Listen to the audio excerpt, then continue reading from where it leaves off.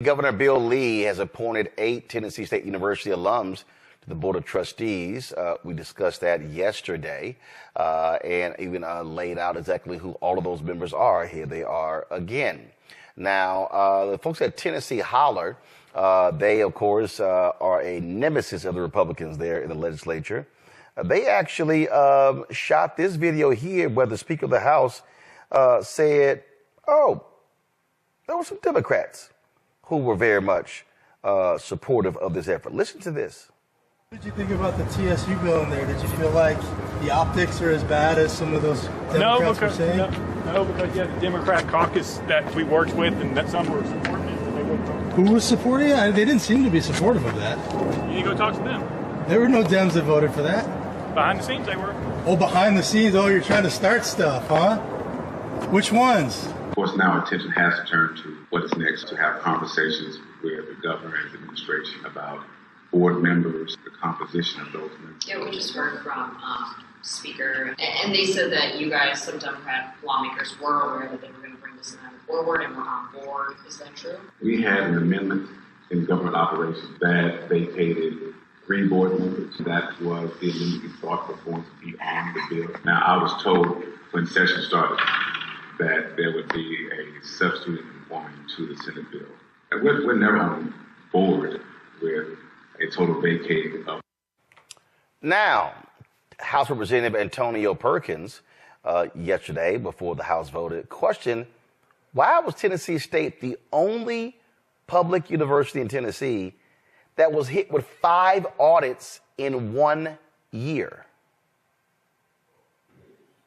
And Chairman Reagan, I think I know you, and you know me. I know what kind of person you are.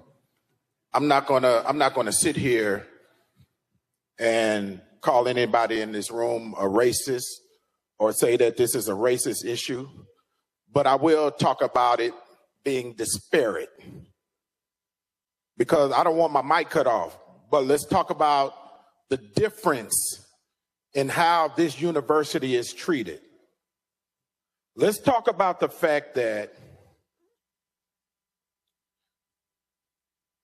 we had a finding of $544 million that was actually commissioned by our very own speaker. $250 million of those dollars were given to Tennessee State University the next year, and I wish that we had not given that $250 million to Tennessee State University, because that's when the fight began. As soon as the money was given to Tennessee State University, all of the problems became apparent or were sought after. $2 million put into the budget for an audit for a university. Disparate never, ever happened in the history of the state of Tennessee. 7 audits. Y'all didn't know that, did you? 7 audits, 5 of them by the state. Those of you from East Tennessee, UT has never dealt with a situation like that. And I'm just talking about the disparate treatment of the one black university in our state. You have to ask yourself this, right? $544 million. Imagine what Tennessee State University looks like with an influx of $544 million. Imagine the people that could be there answering phones, helping students, scholarships, housing. But instead, we choose to hand over $250 million and then tell them how bad of a job they're doing. Well, how can you do a good job if you are short $544 million? Now, I want to speak to these members. I want to speak to these members that I know have an independent mindset. I want to speak to the Sam Whitsons. I want to speak to the Mark Whites, the John Gillespies, the Lowell Russells. Representative Parkinson, Representative Parkinson, I would ask you not to call out names because that gets you in a position. So Representative Parkinson. Thank you, Mr. Speaker. I thought I was speaking positively of them. But to those members who know when right is right and wrong is wrong, who will speak to the disparate treatment of our HBCU, our one land grant institution that we know has not been treated properly, then we turn the tables on them and say, you didn't get this corrected in the correct amount of time. Well, let's do 7 audits or 5 audits from the state, and especially one for $2 million that's looking for criminal activity on UT. Let's see how clean their audits come back. And I'm sorry, UT and President, I love you, but I'm just trying to make a point, y'all. This is not right. We have the power to let this action be corrected. Let me tell you about power in my 47 seconds. Power gives you the ability to bless someone or the ability to destroy someone. You only get 2 things with power: the ability to bless someone or the ability to destroy someone. And to you members, I'm going to ask you this. How are you going to use your power today?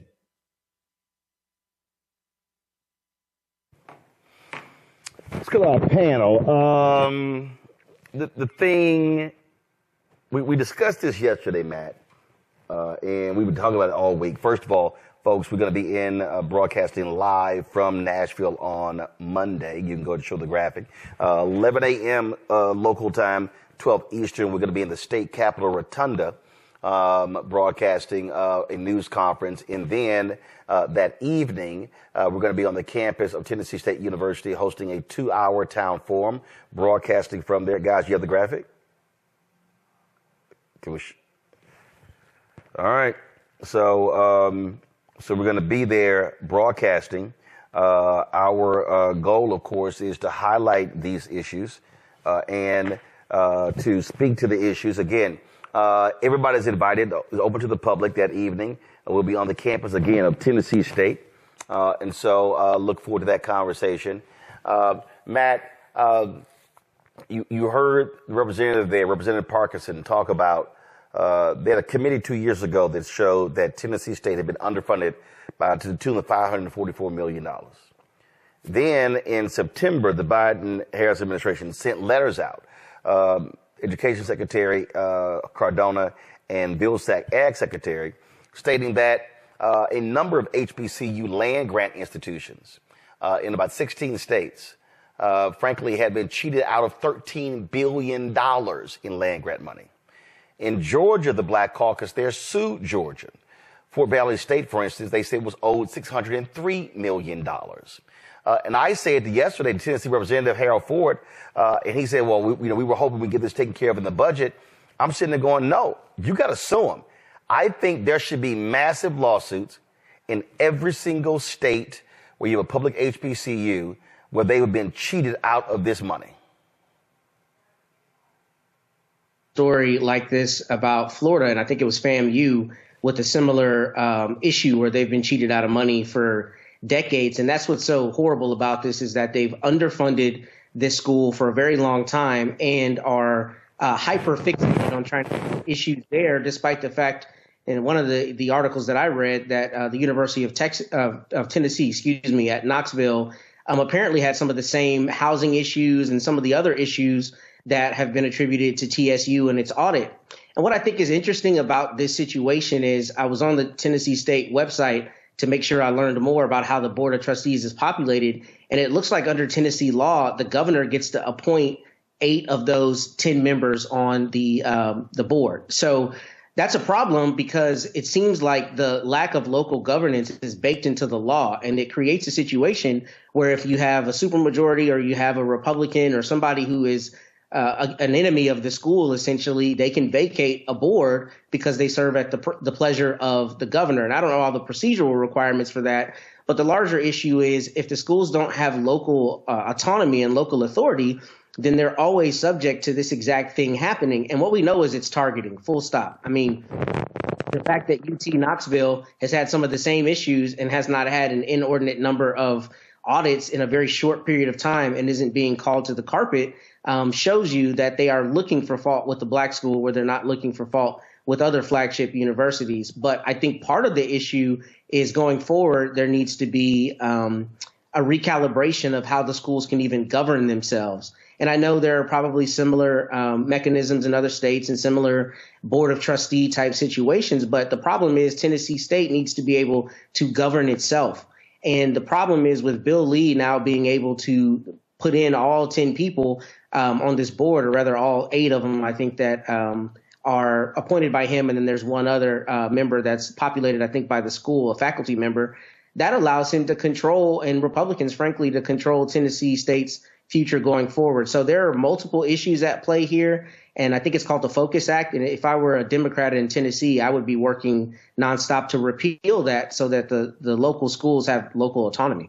The thing here that I am trying, and we've been sounding this alarm, Kelly, and every HBCU where Republicans have a supermajority, they had better prepare themselves, because Republicans are going to repeat this kind of crap here all across the country, and especially all across the South.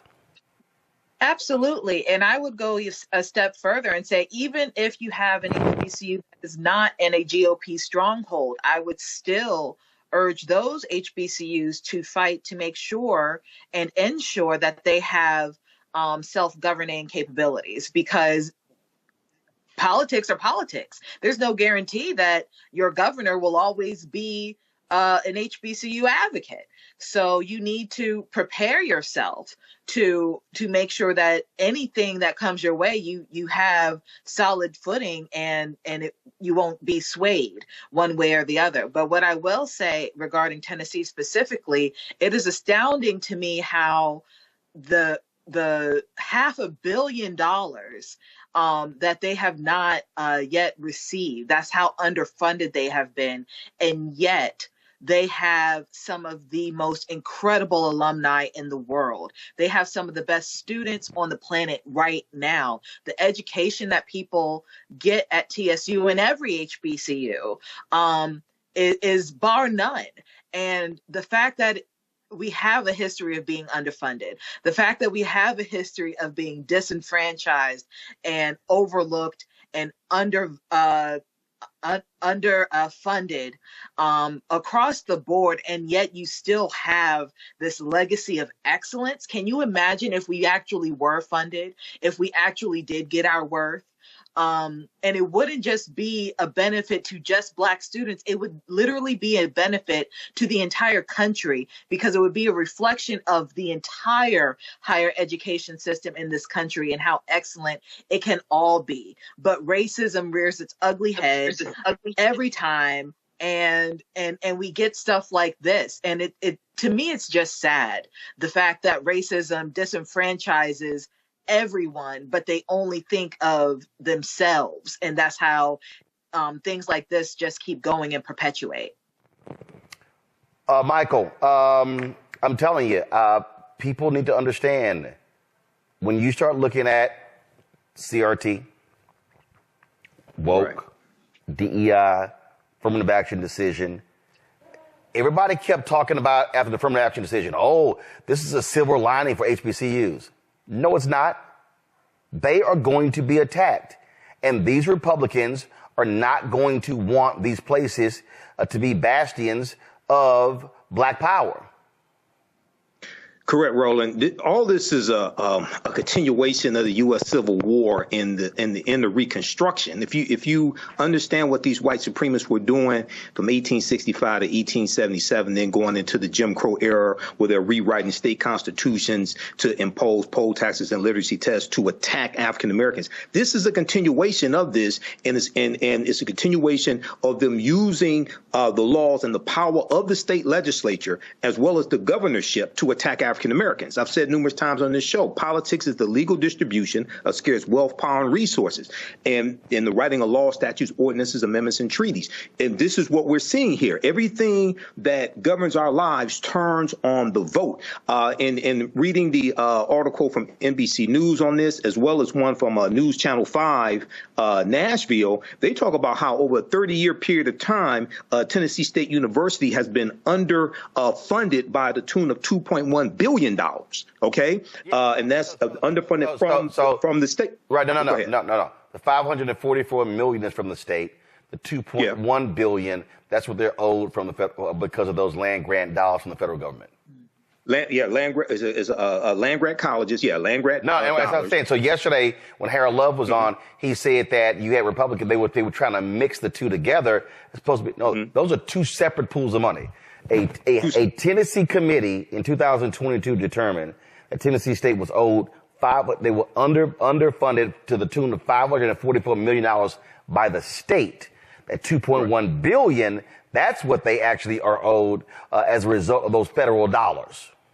Okay, so we're talking about close to 2.6 billion or so. 2.6 billion. Yep. 2.6 billion. Exactly. Okay. So all of this is a fight over money and power, scarce wealth, power, and resources. And this also deals with the power of a governor. Okay, because the governor has the authority to appoint the board to this HBCU, Tennessee State University. And first of all, you did a fantastic segment, Roland. I watched the entire thing. It was about 46 minutes. And Dr. Greg Carr yesterday was fantastic as well in his analysis on this. And he said that these white supremacists are running a Boston on us. And this is going to be the model that they use from state to state to state. So this is why we have to fight back. This is about self-preservation. I keep letting folks know that this thing is real. So folk need to understand it's happening now. While that happened, the governor also signed a bill repealing police traffic stop reforms made in Memphis after the fatal beating of Tyree Nichols by Memphis cops in January 2023. GOP lawmakers pushed this bill despite pleas from Nichols' parents to give them a chance to find a compromise. Lee's signature means that the law outlaws so-called pretextual traffic stops, such as for a broken tail light and other minor violations, that law is immediately rendered null and void. Lee agreed with Republican lawmakers who said Nichols' death needed to result in accountability for officers who abuse power, but not new limits on how authorities conduct traffic stops. And this is what we talk about, and the fact that they did. I mean, this is all because, Matt, they have a supermajority, and they can do whatever they want, and it doesn't matter what Democrats have to say.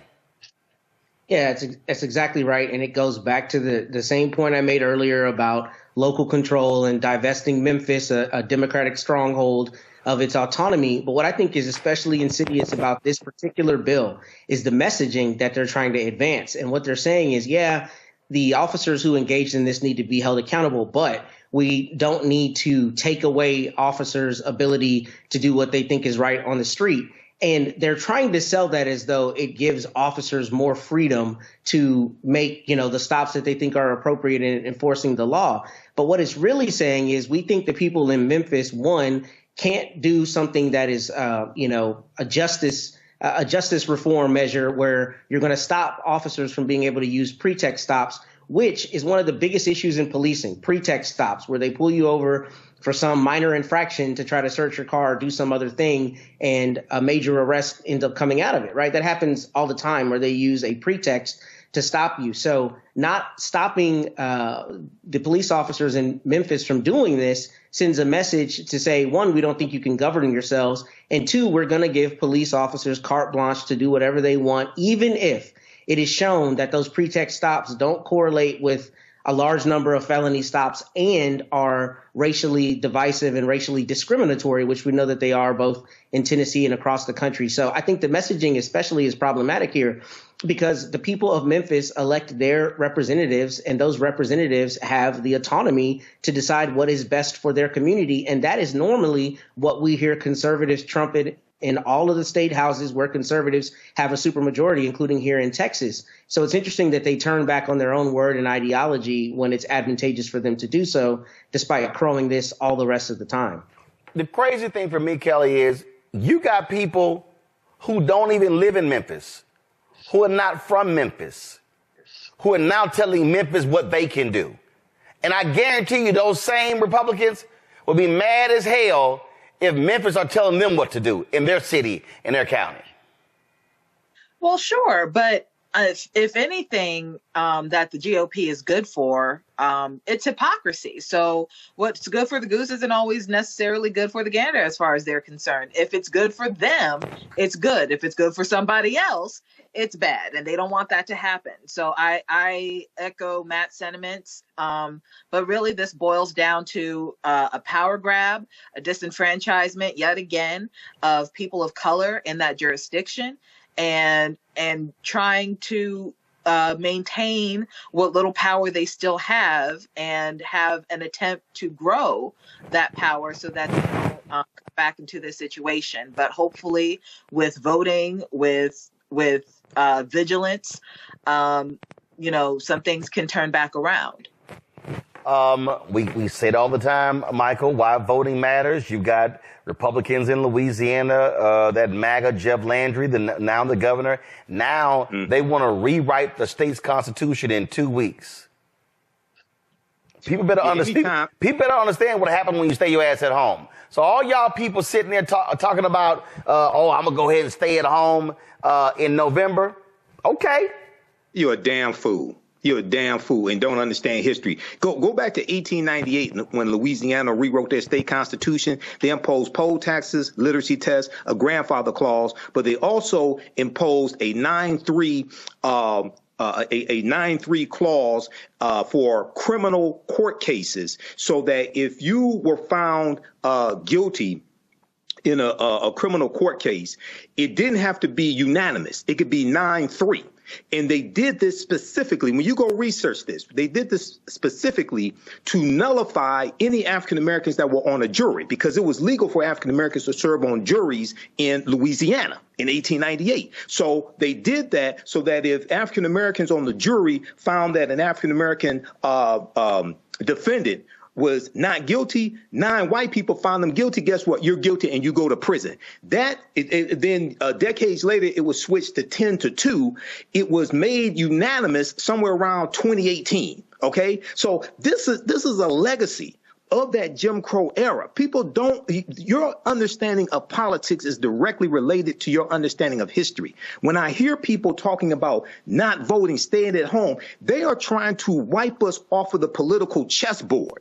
They're doing it at the state legislature level. They're doing it at the local level. They're trying to take back the White House, keep the House of Representatives, and take back the Senate. And then if you study what the Heritage Foundation is trying to do with Project 2025, okay, they're trying to repeat the same game that they ran in 1980 with the first Reagan administration. The Heritage Foundation, this right-wing think tank, they put out a book that contained 2,000 policies that they wanted enacted by the Reagan administration. The Reagan administration enacted 60% of those policies: downsizing government, reversing policies that were beneficial for African Americans. They're trying to do the same thing again because it worked, and we still haven't figured this out. This is why voting is so important, but you have to understand history, economics, law, and politics, and how all this comes together. Visit our website, AfricanHistoryNetwork.com. So if you'd like this type of information, you can register for the online history classes that I teach on Saturdays, 2 p.m. Eastern Standard Time, usually ancient Kemet, the Moors, and the Ma'afa, understanding the transatlantic slave trade, what they didn't teach you in school. We deal with thousands of years of history and what leads up to the transatlantic slave trade taking place. We had a great class this weekend. Our next class is Saturday, March 30th, Saturday, April 6th, April 13th, April 20th, and then we have a couple more classes after that. Okay, so we have the information here. Click here to register. The lesson plan for all 10 sessions, plus there was an introductory session.